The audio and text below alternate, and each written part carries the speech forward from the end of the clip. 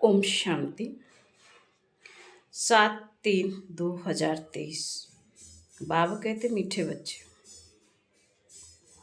विजयी रत्न बनने के लिए जीते जी मरकर दे ही अभिमानी बन, बाप के गले का हार बनने का पुरुषार्थ करो। प्रश्न है, स्वदर्शन चक्र का राज स्पष्ट होते हुए भी बच्चों में धारणा नंबरवार होती है, क्यों?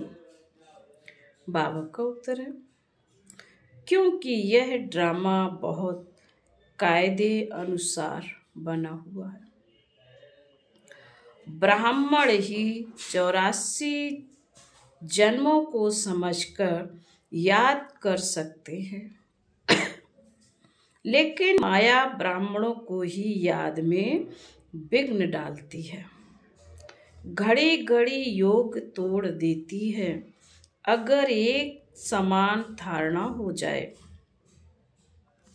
सब सहज पास हो जाए, तो लाखों की माला बन जाए।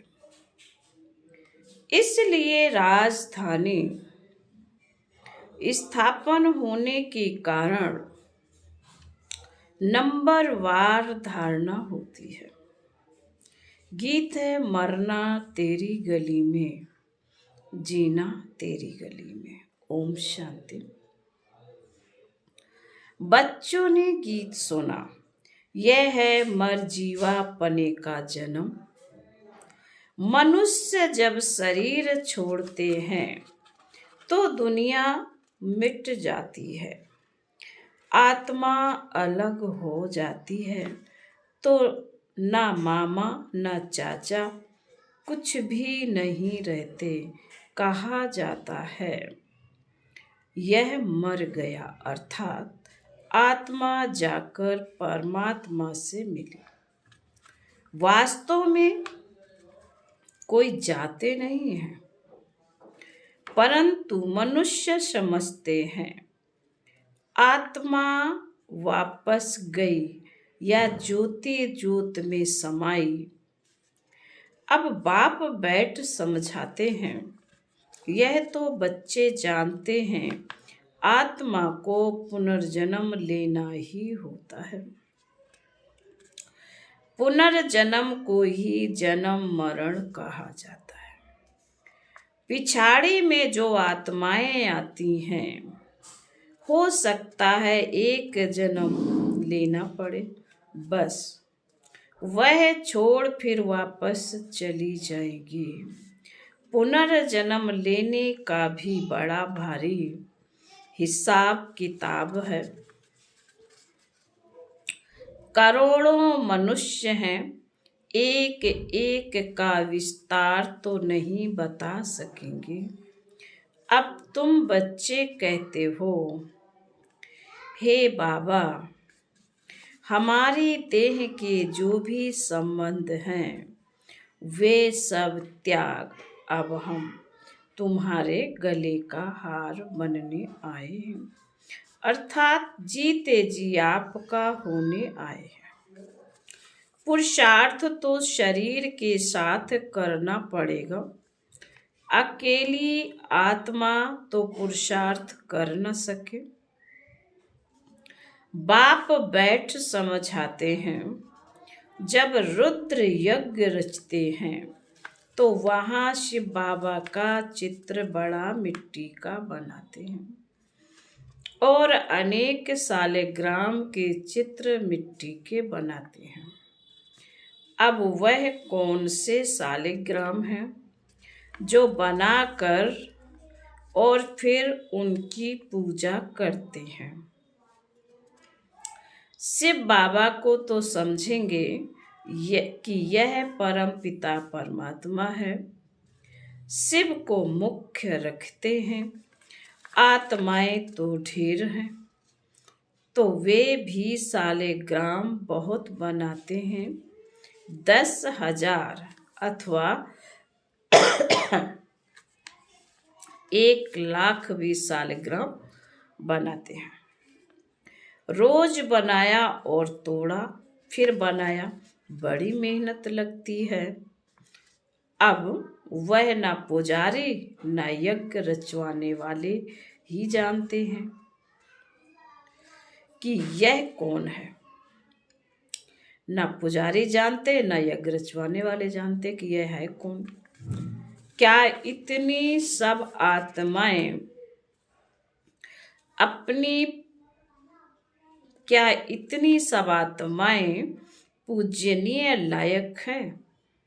नहीं।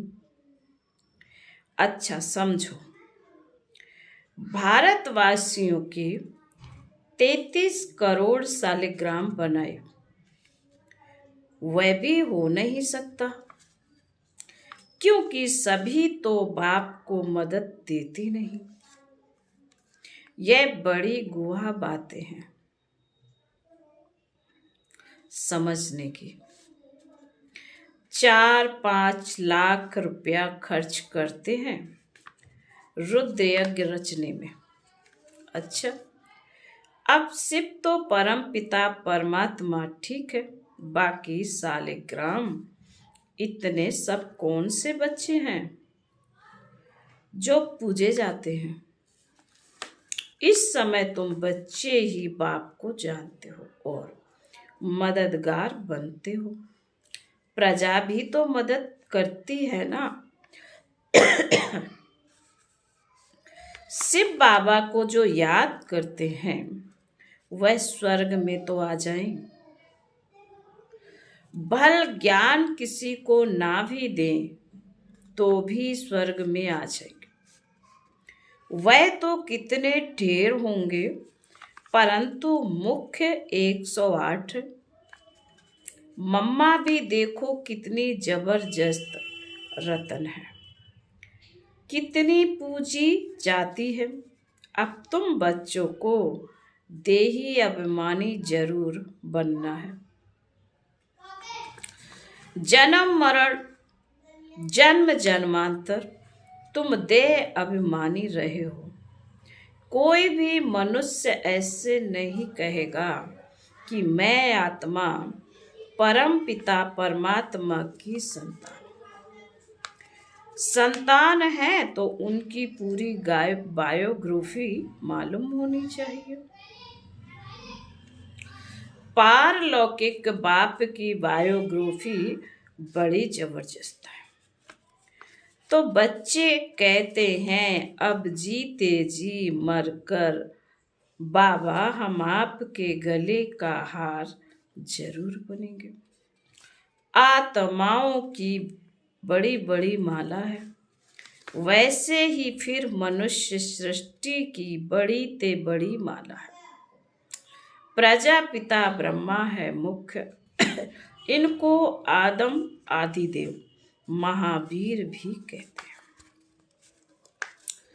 अब यह बड़ी गुहा बातें हैं।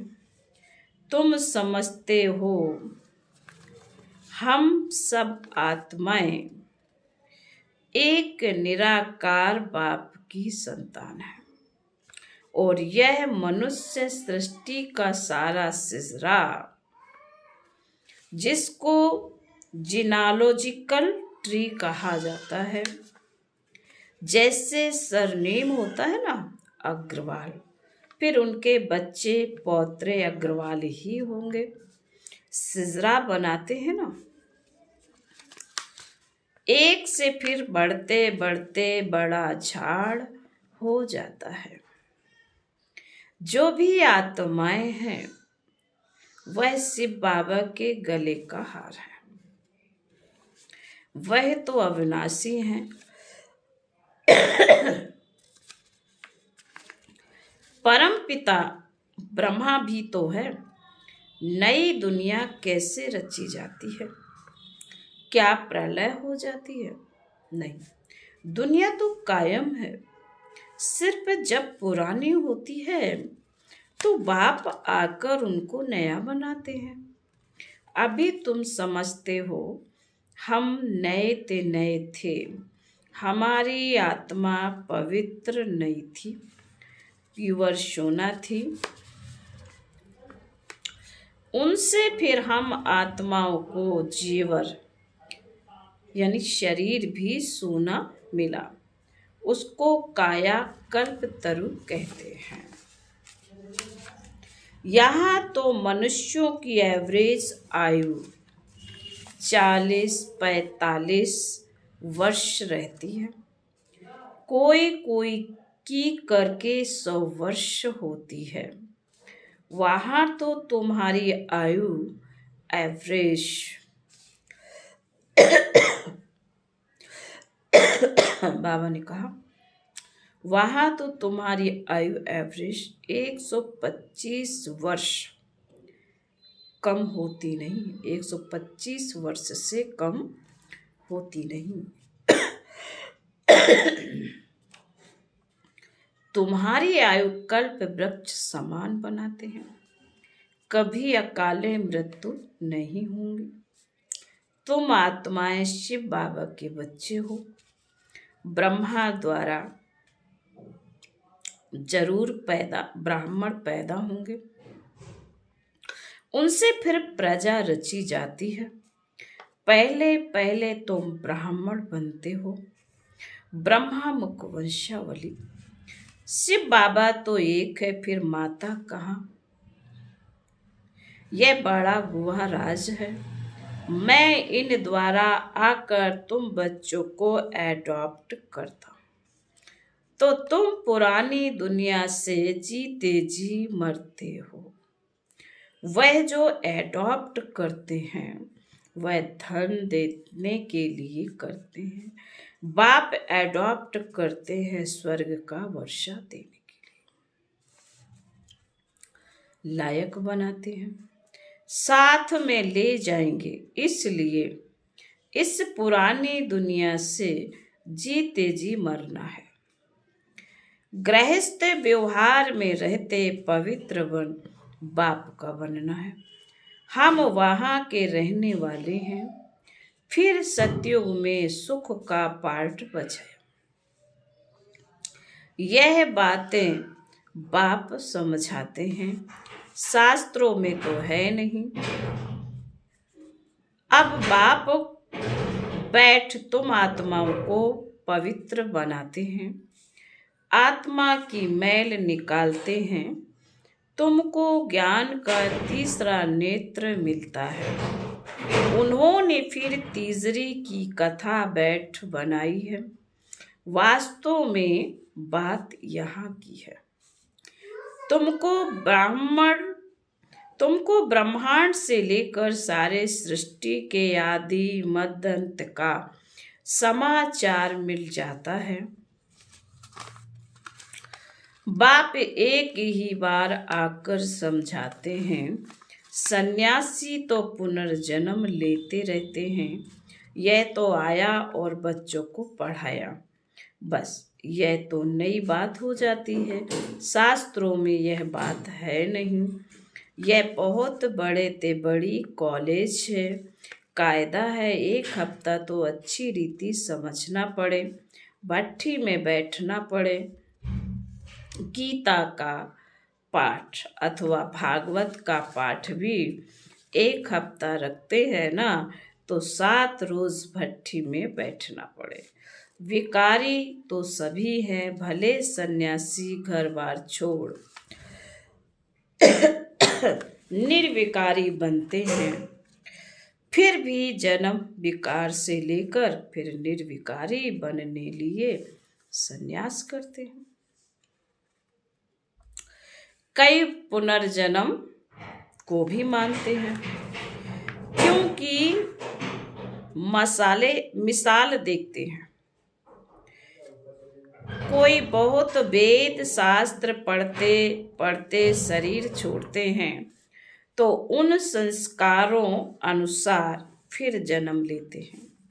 तो छोटेपन में ही शास्त्र अध्ययन हो जाते हैं।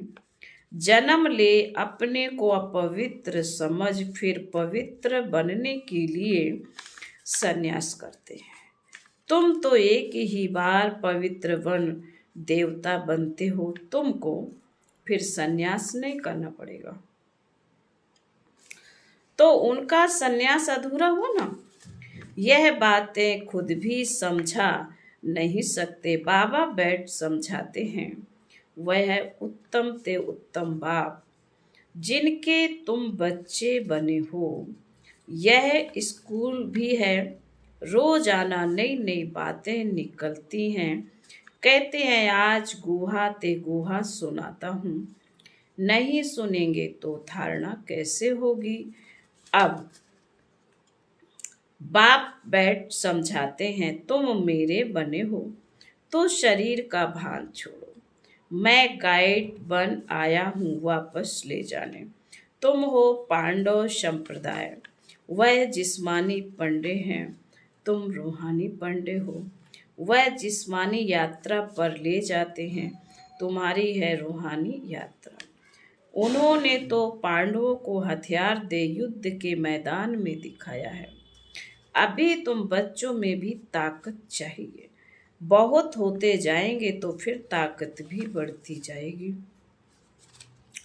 तो बाप बैठ समझाते हैं कि मैंने तुमको गोद में लिया है।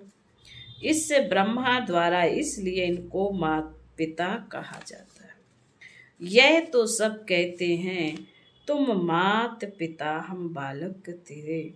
अच्छा, उनको तो गॉड फादर कहा जाता है। गॉड फादर तो नहीं, गॉड मदर तो नहीं कहा जाता। तो मदर कैसे कहते? मनुष्य फिर जगदम्बा को मदर समझ लेते हैं, परंतु नहीं, उनके भी मात पिता हैं। उनकी माता भला कौन सी है? यह बड़ी गोहा बातें हैं। गायन तो है परंतु सिद्ध कर कौन समझाए? तुम जानते हो यह मात पिता पहले है माता। बरोबर तुमको इस ब्रह्मा माता के पास पहले आना पड़े। इनमें प्रवेश कर तुमको एडॉप्ट करता हूँ, इसलिए यह मात पिता ठहरे। यह बातें कोई शास्त्र में नहीं है। यह बाप बैठ समझाते हैं कैसे तुम मुख वंशावली बनते हो। मैं ब्रह्मा मुख से तुमको रचता हूँ। कोई राजा है, कहेंगे मुख से तुमको कहता हूँ, तुम मेरे हो। यह आत्मा कहती है, परंतु उनको फिर भी माता पिता नहीं कहेंगे। यह बड़ी वंडरफुल बात है। तुम जानते हो हम शिव बाबा के बने हैं, तो यह देह का भान छोड़ना पड़े। अपने को आत्मा अशरीरी समझना मेहनत का काम है। इनको कहा ही जाता है राजयोग और ज्ञान। दोनों अक्षर आते हैं।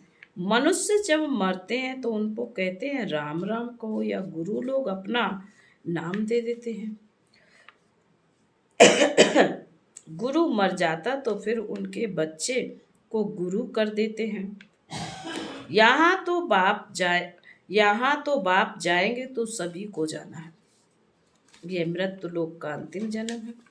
बाबा हमको अमर लोक में ले जाते हैं, वाया मुक्ति धाम जाना है। यह भी समझाया जाता है जब विनाश होता है तो यह कलयुग का पुर नीचे चला जाता है, सतयुग ऊपर आ जाता है। बाकी कोई समुद्र के अंदर नहीं चले जाते। यहाँ तुम बच्चे सागर के पास आते हो रिफ्रेश होने।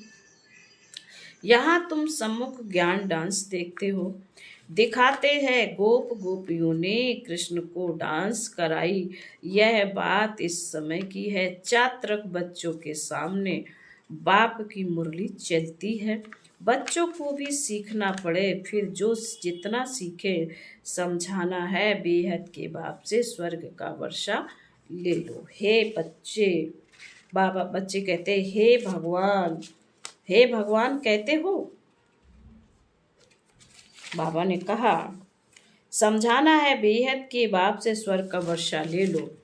हे भगवान कहते हो, वे तो है रचयिता, जरूर स्वर्ग रचेंगे। यह एक ही बाप है जो स्वर्ग रचते हैं। वो फिर आधा कल्प चलता है। बाबा कहते हैं कितने राज समझाते हैं, बच्चों को मेहनत कर धारणा करनी है। स्वदर्शन चक्र का राज भी बाबा ने कितना साफ बताया है। 84 जन्मों के चक्र को ब्राह्मण भी याद कर सकते हैं, ब्राह्मण ही याद कर सकते हैं। यह है बुद्धि का योग लगाकर चक्र को याद करना। परंतु माया घड़ी घड़ी योग तोड़ देती है, विघ्न डालती है।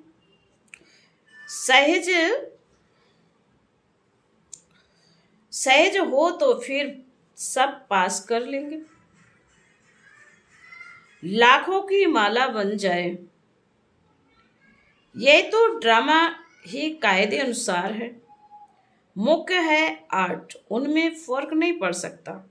त्रेता के अंत में जितनी प्रिंस प्रिंसेस हैं सभी मिलकर जरूर यहाँ ही पढ़ते होंगे, प्रजा भी पढ़ती होगी। यहाँ ही किंगडम स्थापन होती है, बाप ही किंगडम स्थापन करते हैं और कोई प्रेसेप्टर किंगडम नहीं स्थापन करते। यह बड़ा वंडरफुल राज है। सतयुग में लक्ष्मी नारायण का राज कहाँ से आया? कलयुग में तो कोई राजा ही है नहीं। अनेक धर्म है, भारतवासी कंगाल है, भारतवासी कंगाल है। कलयुग की रात पूरी हो, दिन शुरू हुआ और बादशाही चली। यह क्या हुआ? अल्लाह अलाउद्दीन का खेल दिखाते हैं ना, तो कारून के खजाने निकल आते हैं।